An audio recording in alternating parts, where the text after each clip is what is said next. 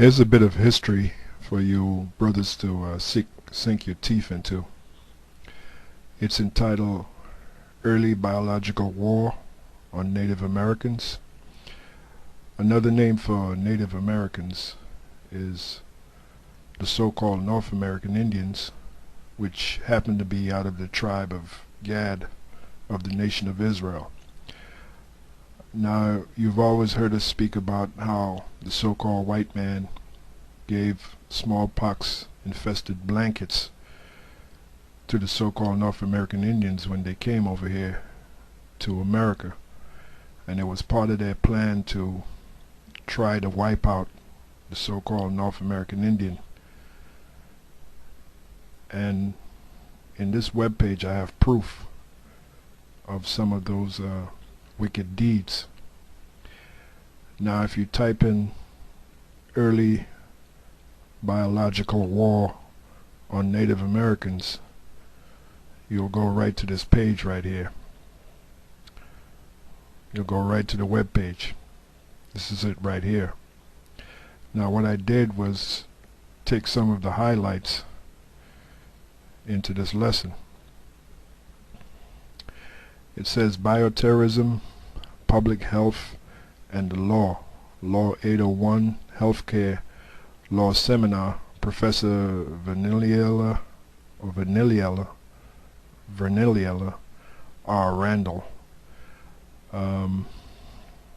Early biological war on Native Americans. Jeffrey Amherst and smallpox blankets by Peter D. Errico. Lord Jeffrey Amherst letters discussing germ warfare against American Indians.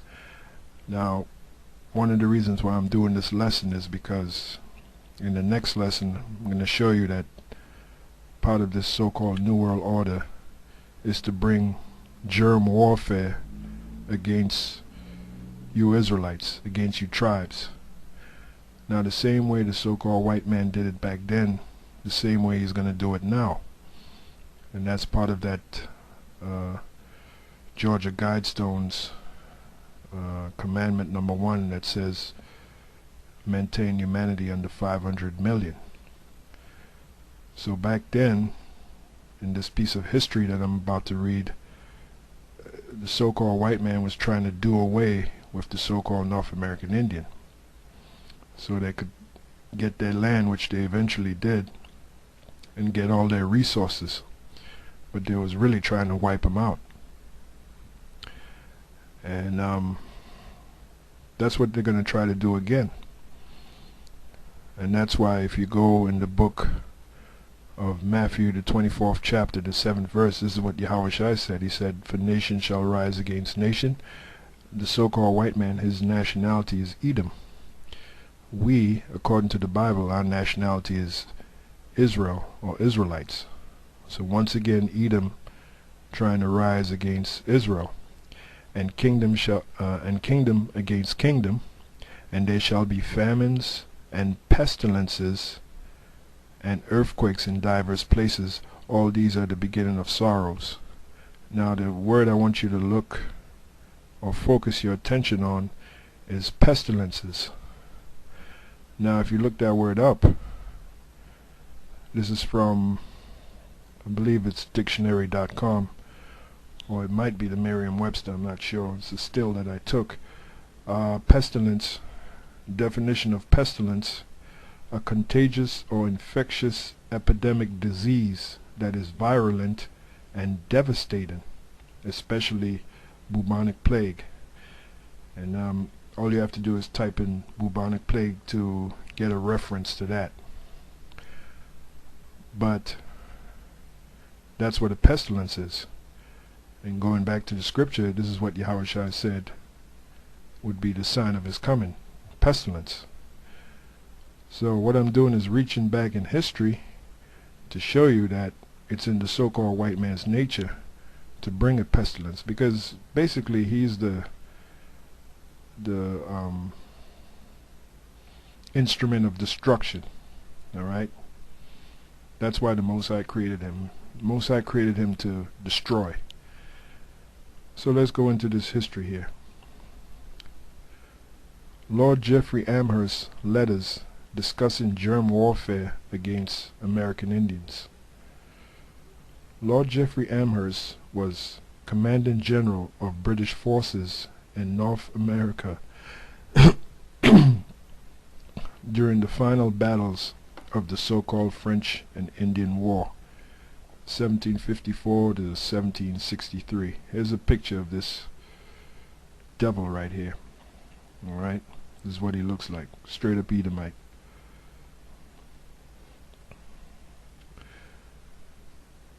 He won victories against the French to acquire Canada for England and helped make England the world's chief colonizer at the conclusion of the 7 Years' War among the colonial powers.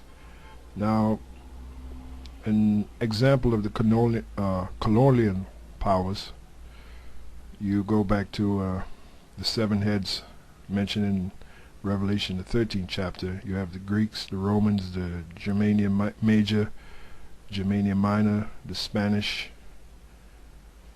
the French, and the British. And that's what was happening here.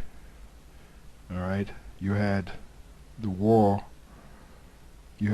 between the French and the British for colonization, basically rulership of the world. And pretty much the French was defeated and the British took over. So basically around the 1700s the French was ruling, but then came in the 1800s and the British started to rule. And one of the main key players was this guy Jeffrey Amherst. As you see here, it says Lord Jeffrey Amherst. So basically, going back to this, you have the 6th head, as the scriptures mention the 7 heads. You have the 6th head being the French fighting against the 7th head being the British. Then it mentions an 8th head which shall go into perdition. That's in the book of Revelation. That 8th head is America, which came out of the 7, which is the British. That's all mentioned in the book of Revelation. But our focus right now is this little tidbit of history here, dealing with this guy Amherst and his attempt to wipe out, or to try and wipe out, the so-called North American Indians, which happens to be of the tribe of Gad of the nation of Israel. Lord Jeffrey Amherst was Commanding General of British forces in North America during the final battles of the so-called French and Indian War, 1754 to 1763. He won victories against the French to acquire Canada for England and helped make England the world's chief colonizer at the conclusion of the 7 Years' War among the colonial powers, 1756 to 1763. Despite his fame, and by the way, the town of Amherst, Massachusetts was named after this demon, after this devil. It says, despite his fame, Jeffrey Amherst's name became tarnished by stories of smallpox-infected blankets used as germ warfare against American Indians. These stories are reported, for example, in Carl Wallman's Atlas of the North American Indian, NY, Facts on File, 1985. So if anyone can get that reference, that's where this, or anyone can get that book rather, that's where this reference was taken from. Wallman writes in reference to a siege of Fort Pitt, Pittsburgh, by Chief Pontiac's forces during the summer of 1763, and that's another name. You can Google Chief Pontiac, find out a little bit more about that. Captain Simeon Equa had bought time by sending smallpox-infected blankets and handkerchiefs to the Indians surrounding the fort. So that was part of their warfare, and this guy has the nerve to have the name Simeon, which just happens to be another tribe of the nation of Israel. But anyway, that was part of their warfare against the so-called North American Indians, and that's part of the reason why they defeated them the so-called North American Indians, because they were known for war, the so-called North American Indians, and basically Esau and his valiant attempt to destroy him settled for tactics like this, sending smallpox infected blankets and handkerchiefs to the Indians surrounding the fort. An early example of biological warfare, which started an epidemic among them. See, so even this reference says that that was one of the earliest, or an early example of biological warfare. So if they did it back then, you think they're not going to do it now? Of course they are. If you go in the book of Psalms 83, one of the main nations that's trying to destroy the Israelites, which is us, is the nation of Edom. It mentions them. It says the nation of Edom in Psalm 83. It gives you a list of the nations trying to destroy Israel, and the nation of Edom is the main one on top. And that's what they were trying to do back then. It says an early example of biological warfare, which started an epidemic among them. Amherst himself had encouraged this tactic in a letter to Ukiah, page 108. Some people have doubted these stories. Other people believing the stories nevertheless assert that the infected blankets were not intentionally distributed to the Indians, or that Lord Jeff himself is not to blame for the germ warfare tactic. Excuse me, which is basically bullshit, because this guy Jeffrey Amherst, basically his main goal was to try to destroy the so-called North American Indian and claim their land and resources for Great Britain. That was his main goal. These are the pivotal letters Colonel Henry Bouquet to General Amherst, dated 13 July 1763, suggests in a postscript the distribution of blankets to inoculate the Indians. And if you look that word inoculate up, basically it means to give them a disease, essentially to kill them.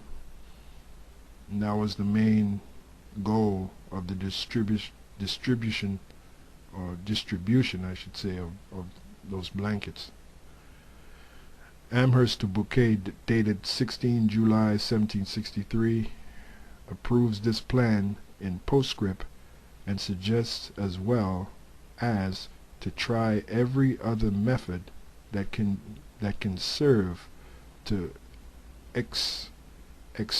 extirpate this execrable race.